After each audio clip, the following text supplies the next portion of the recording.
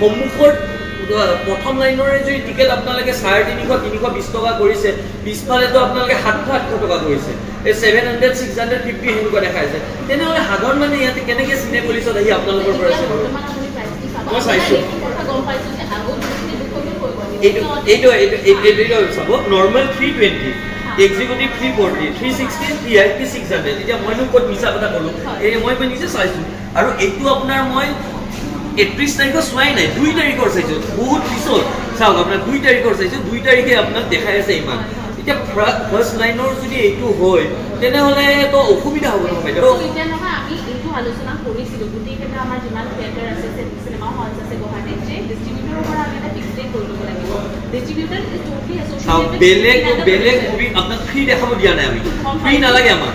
কিন্তু বস্তু বুজি পাইছেনে, জুবিনদাৰ লগত তাৰমানে ব্যৱসায় হোৱাটো আমি নিবিচাৰোঁ।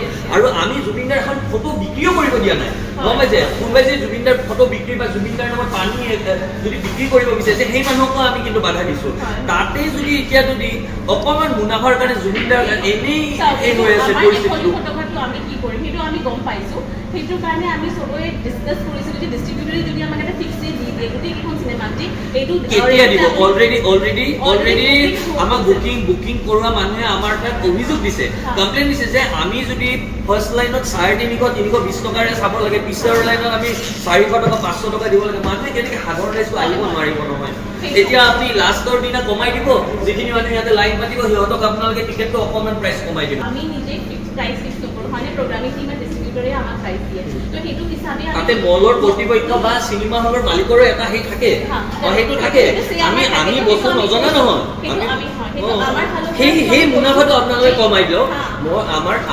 আমাৰ বস্তুটো কি, আপোনাক মই কওঁ যিটো আপোনাৰ ডিষ্ট্ৰিবিউটৰ ফালৰ পৰা আহে আমাৰ তাতে ক'বলগীয়া নাই, কিন্তু মলৰ বা আপোনালোকৰ চিনেমা হলৰ পৰা যিটো বেনিফিট বা যিটো আপোনালোকৰ ইনকাম হ'ব সেইটো অকণমান কম কৰি জুবিনদাৰ কাৰণে আমি ফ্ৰী দেখাব দিয়া নাই আপোনালোকক, বুজি পাইছেনে?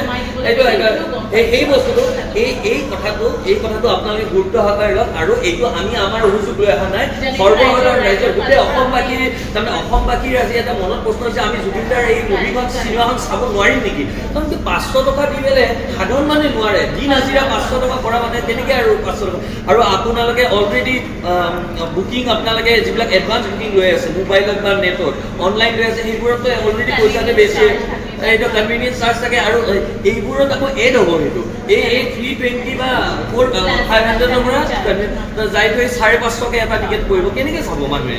কিন্তু এইখন মুভি আপুনি কিন্তু অকল চিনেমা বুলি নাভাবিব দেই, এইটো কিন্তু কমাৰ্চিয়েল বুলি ভাবে বিপদত পৰিব। কিন্তু মানুহে এই পৰ্যন্ত কৈছে চিনে পুলিচত ইয়াতে মুভিয়ে চলিব নিদিয়ে।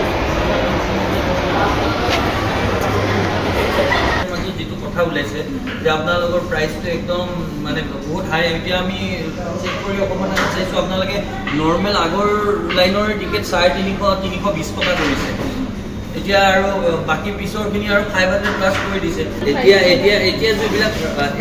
এতিয়া যিবিলাক তাৰমানে আপোনালোকৰ বুকিং হৈ আছে সেইবোৰতো এই প্ৰাইচতে হৈ আছে। প্ৰব্লেমটো বুজি পাইছে না? ইয়াতে তাৰমানে কি হ'ল, ইয়াতে যিখিনি মানুহে আহিব টিকেট কাটিব সেইবোৰৰ কাৰণে সেইদিনাৰ কাৰণে টিকেটবোৰ কম হ'লে নহ'ব। আজি যিখিনি বুকিং হৈ আছে, এতিয়া মই মোবাইলটো চেক কৰাৰ লগে লগে মই দেখিম যে বস্তুটো মোৰ 400 বা 450 টকা। আমাৰ কথাটো বুজক, আমি অকল এইটো আমাৰ প্ৰশ্ন নহয় দেই, এইটো পুৰা ৰাইজৰ প্ৰশ্ন। এই ৰাইজৰ বিভাগত আমি আহিছোঁ, গম পাইছে? আমি ইণ্ডিভিজুৱেল নহয়, এইটো এটা ৰাইজৰ। আৰু জুবিনদাৰ লগত আমাৰ অসমীয়া জাতিৰ আৱেগ অনুভূতি জড়িত হৈ আছে। আৰু জুবিনদাৰ ক্ষেত্ৰত তাৰমানে জুবিনদাই ন্যায়টো পোৱাই নাই। এটলিষ্ট আমি অসমীয়া মানুহখিনিয়ে ভাবিছোঁ, অসমৰ মানুহখিনিয়ে ভাবিছোঁ জুবিনদাক শেষবাৰৰ বাবে অভিনীত এই মুভিখন যাতে প্ৰত্যেক চামৰ মানুহে, হিন্দু মুছলমান গৰীব দুখীয়া ধনী প্ৰত্যেক মানুহে যাতে চাব পাৰে, উপভোগ কৰিব পাৰে। দাদাক তাৰমানে যিটো দাদাই আমাক ৰাস্তা দেখা পাই দিছে, এটা শ্ৰদ্ধাঞ্জলি, এটা ট্ৰিবিউট হিচাপত দাদাক আমি পাব পাৰোঁ, সেইকাৰণে আজি ইয়াতে আহিবলগীয়া হৈছে। আৰু এতিয়া চাওক যিখিনি বুকিং আপোনালোকে কৰাইছে অলৰেডি তেওঁলোকৰ পৰা আপোনালোকে হাই প্ৰাইচ এটা লৈ ল'লে।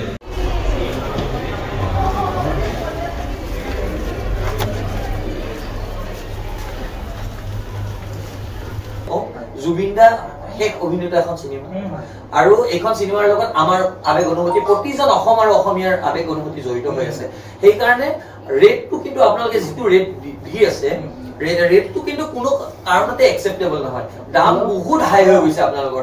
জুবিন ক্ষেত্ৰ মন্দিৰ মছজিদত যিমান মানুহ নহয় জুবিন ক্ষেত্ৰত সিমান মানুহ হয় আজি সদায় মানুহ আজি এমাহ উকলি গ'ল আজি ৩৭টা দিন জুবিন দা অবিহনে কিন্তু আজিও আমাৰ বিশ্বাসত আমি ল'ব পৰা নাই যে জুবিন দা কায়িকভাৱে আমাৰ মাজত নাই সেইকাৰণে আপোনালোকলৈ অনুৰোধ আপোনালোকৰ পিভিআৰ সিটি সেন্টাৰলৈ আমাৰ অনুৰোধ আপোনালোকৰ দাবী যে আপোনালোকে কিন্তু এই যেটো প্ৰাইজ আজি দিনত হে গৈছে আপোনালোকে কিন্তু হি কৰিব লাগিব এটো কমাবই লাগিব নহলে কিন্তু একদম তীব্ৰ গণতান্ত্ৰিক আন্দোলন আপোনালোকে সন্মুখীন হ'ব মই খুলাকে কৈছো আৰু এটো মোৰ কথা নহয় আপনি খবৰ ললে অলৰেডি নিউজ চেনেল উলাই গৈছে যে বৰ বেয়া এটা হে গৈছে যে পিভিআৰ আৰু বিশেষকৈ পিভিআৰ আৰু সিনে পুলিচৰ নামটো উলাইছে আপনি গম পাইছে মানুহে এনেকুৱা হৈছে যে যদি এনেকুৱা হয় তেনেহলে পিভিআৰ আৰু সিনে পুলিচৰ চিনেমাখন চলিবই নালাগে আজি যদি ভাবক ৩১ তাৰিখে ৰাতিপুৱা যদি ইয়াতে বহুত মানুহ আহি এটা প্ৰতিবাদী কাৰ্যসূচীলে আপোনালোকে ইয়াতে চলাবতো কোনো পধ্যে নোৱাৰিব হেনুকুৱা পৰিস্থিতি যাতে নহওক উদ্ভাৱন সেই কাৰণে আমি ইয়াতে উপস্থিত হৈছো